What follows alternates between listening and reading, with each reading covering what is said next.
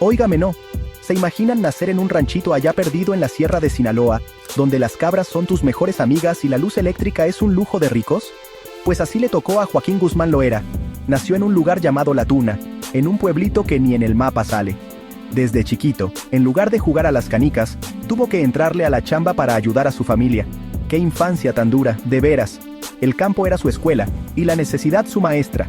No terminó ni la primaria, pero aprendió otras cosas.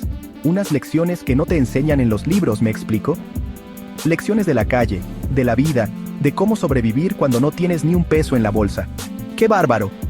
Y como en Sinaloa en esos tiempos había más amapola que margaritas, pues el joven Joaquín se metió a lo que había. No me vayan a regañar, yo solo cuento el chisme. Empezó desde abajo, como todos, cuidando los sembradíos de su tío. Aprendió rápido el negocio, era más listo que un coyote, se los digo yo. Poco a poquito fue escalando, como si estuviera subiendo los niveles de un videojuego. Primero era un simple mandadero, luego un sicario, después ya movía su propia mercancía. Tenía un talento especial para esto, una visión para el negocio que ya quisieran muchos empresarios de traje y corbata. Entendió que la violencia era una herramienta, pero que la verdadera clave era la inteligencia y las alianzas. Era un estratega, el Ludovico P. Luche de los negocios chuecos. Con el tiempo, se juntó con los meros de Guadalajara, los que partían el queso en ese entonces. Ahí fue donde de verdad se pulió, como un diamante en bruto. Aprendió de los mejores o de los peores, según cómo lo quieran ver. Se ganó el apodo de El Chapo por su corta estatura. ¡Qué falta de respeto, oigan! Pero aunque estaba chaparrito, su sombra se hizo gigante. Cuando sus jefes cayeron, él vio la oportunidad. ¡Zas! Que funda su propia empresa, el famoso Cártel de Sinaloa. No era una tiendita de abarrotes, Se convirtió en la organización más poderosa del mundo, moviendo mercancía a todos lados como si fuera una paquetería internacional. ¿Qué nivel de logística? Ni Amazon. Así, de la nada, aquel niño de La Tuna se convirtió en el jefe de jefes. Construyó un imperio que valía miles de millones de dólares. Tenía a políticos, policías y militares en su nómina, como si fueran sus empleados del mes. Compraba lealtades con billetes verdes, ¿y quién le iba a decir que no? El Chapo no solo vendía productos, vendía poder.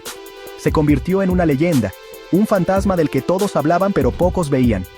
Su historia era como un cuento de hadas, pero al revés, con camionetas blindadas en lugar de carrozas y cuernos de chivo en lugar de varitas mágicas. Una locura total, se los juro. ¡Ay, familia! Ya que el Chapo era el mero petatero, empezó a vivir como rey. Pero ¿qué digo rey? Como emperador azteca. Tenía ranchos que parecían ciudades pequeñas, con zoológicos privados llenos de animales exóticos. Tigrillos, panteras, leones. Parecía el arca de Noé, pero con más lujos y menos agua. Se dice que tenía casas en cada playa bonita de México y jets privados para irse de compras a Europa. Imagínense a Federica pidiéndole uno para ir al centro comercial. Su vida era una película, fiestas que duraban días, con los mejores grupos musicales tocando solo para él y sus amigos. Gastaba el dinero como si lo imprimiera en el sótano de su casa. ¡Qué derroche, por Dios! Pero no todo era fiesta y glamour, ¿eh? Ser el jefe de un cártel es un trabajo de tiempo completo y muy estresante. Peor que aguantar a Excelsa. La primera vez que lo atraparon fue en 1993, y lo metieron a una cárcel de máxima seguridad. Cualquiera diría, ya valió, se acabó el corrido. Pero para el Chapo, eso era solo un pequeño inconveniente. En 2001, se escapó como por arte de magia. Unos dicen que en un carrito de lavandería, otros que por la puerta grande. El chiste es que se peló. Y volvió a las andadas, más poderoso y famoso que antes. Se convirtió en el hombre más buscado del mundo. Pero a él parecía no importarle. ¡Qué descaro! El cártel de Sinaloa, bajo su mando, se expandió por todo el planeta. Llegaron a más de 50 países. Eran expertos en construir túneles súper sofisticados debajo de la frontera con Estados Unidos. Ni los topos ingenieros de la NASA, oigan. Estos túneles tenían luz, rieles y hasta ventilación. Por ahí pasaban toneladas y toneladas de mercancía, y las autoridades ni en cuenta. El Chapo era un genio de la logística y la innovación criminal. Mientras la policía lo buscaba por cielo, mar y tierra, él andaba tranquilamente por debajo de sus narices, literalmente. Era el rey del subsuelo, el BBP Luche de la ingeniería clandestina. En 2014, ¡pum!, que lo vuelven a atrapar. ¡Otra vez! Este hombre coleccionaba capturas como si fueran estampitas. Lo metieron al altiplano, otra cárcel de la que supuestamente nadie podía escapar. ¿Y qué creen que pasó? Pues se volvió a escapar. esta vez a través de un túnel de más de 1 kilómetro que llegaba directito a su celda. ¡Qué increíble! La fuga fue un escándalo mundial y lo convirtió en una leyenda viviente.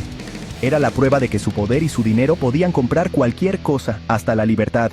Ya ni sé si reír o llorar con estas historias, de verdad. ¡Qué vida tan de telenovela!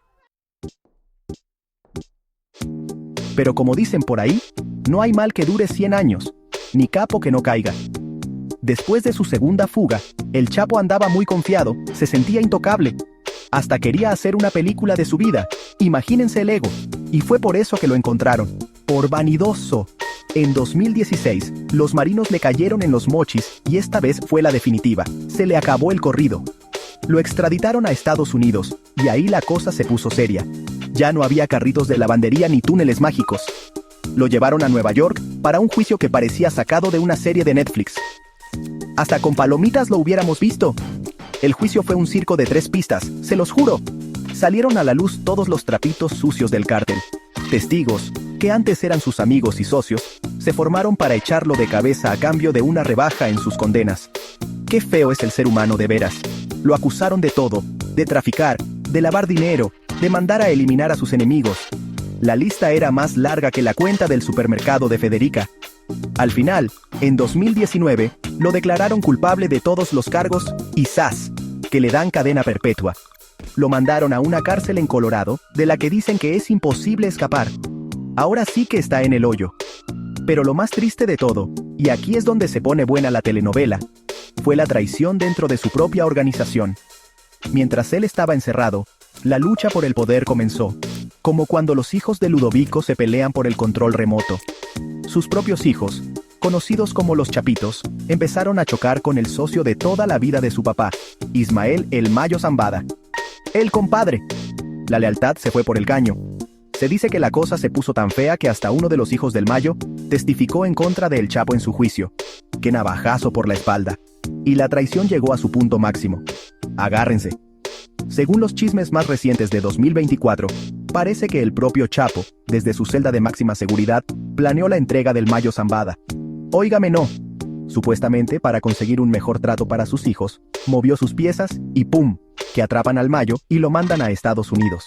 El compadre que nunca había pisado una cárcel en su vida, ahora está tras las rejas por una supuesta jugada de su antiguo socio. Esto es más enredado que un suéter de peluche. La lealtad en ese mundo dura menos que un capítulo de nuestra serie.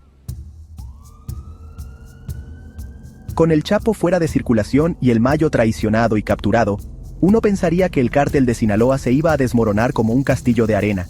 ¿Pero qué creen? Para nada. La empresa familiar siguió adelante, pero ahora dirigida por la nueva generación, los Chapitos. Ovidio, Joaquín, Iván y Jesús Alfredo, los herederos del imperio. Pero gobernar no es tan fácil como parece. No es como heredar el departamento de Ludovico. La captura del Mayo en 2024, supuestamente orquestada por ellos, desató una guerra interna. Una verdadera batalla campal por el control de las rutas y el negocio. ¡Qué familia tan disfuncional! La cosa está que arde. La facción de los Chapitos y la gente que le era leal al Mayo ahora se andan dando con todo. Es una guerra civil dentro del cártel. Y mientras tanto, las autoridades de Estados Unidos no les quitan el ojo de encima. A Ovidio y a Joaquín ya los tienen allá, enfrentando juicios y negociando acuerdos para salvar el pellejo, igualito que su papá. Están siguiendo el mismo libreto. Parece que no aprenden. Jeffrey Lichtman, el mismo abogado que defendió al papá, ahora defiende a los hijos. Todo queda en familia, hasta los problemas legales. ¡Qué bárbaro! La historia de El Chapo, aunque él esté encerrado de por vida, sigue muy presente. Su juicio destapó una red de corrupción que llegaba hasta los niveles más altos del gobierno mexicano. Por ejemplo, a Genaro García Luna, que fue el jefe de la seguridad en México, lo acaban de sentenciar en Estados Unidos por recibir sobornos del cártel. ¡Qué escándalo! Demuestra que el poder del narco no solo está en las armas, sino en los billetes que corrompen todo lo que tocan. La historia de El Chapo nos enseña que el problema es mucho más grande y complicado de lo que parece. Es un monstruo de 1000 cabezas. Al final, la vida de Joaquín Guzmán es un cuento con una moraleja muy clara, aunque retorcida. Es la historia de cómo la pobreza y la falta de oportunidades pueden crear monstruos, de cómo el poder absoluto corrompe absolutamente. y de cómo la violencia y la traición son un ciclo sin fin que se hereda de padres a hijos. Su leyenda, para bien o para mal, ya es parte de la historia de México y del mundo, y mientras sus hijos sigan sus pasos y la guerra por su trono continúe, el fantasma del Chapo seguirá rondando, recordándonos que esta película, lamentablemente, todavía no se ha acabado. Corte y queda.